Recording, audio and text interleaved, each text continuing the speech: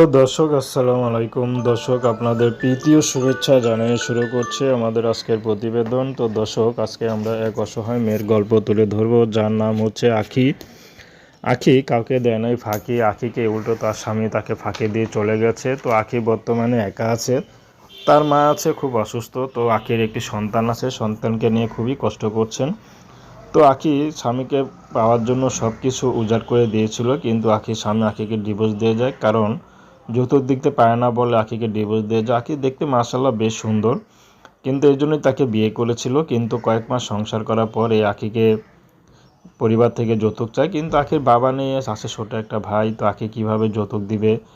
তো শেষমেশ আখি তারপরেও স্বামীকে বোঝানোর চেষ্টা করেছিল, যেহেতু তার গর্ভে একটা সন্তান এসে পড়েছে, কিন্তু আখির স্বামী আখির পরিবার সেটা বোঝেনি। তো শেষমেশ তাকে ডিভোর্স দিয়ে দেয়। এখন সন্তান নিয়ে তার বাপের বাড়ি আছে, তার মধ্যে তার বাবা নেই, তার মা আছে, ছোট ভাই আছে। তো আখির জীবনটা এখন খুবই কষ্টে যাচ্ছে। কি করবে আখি এত বড় পৃথিবীতে? তো আখি এখন ইউটিউবে এসেছে, যদি কেউ তাকে বিয়ে শাদী করতে চায় বা তার কষ্টের কথা শুনে তার পাশে দাঁড়াতে চায়, সেই মানুষটি যেমনই হোক না কেন আখি বিয়ে শাদী করতে রাজি আছে।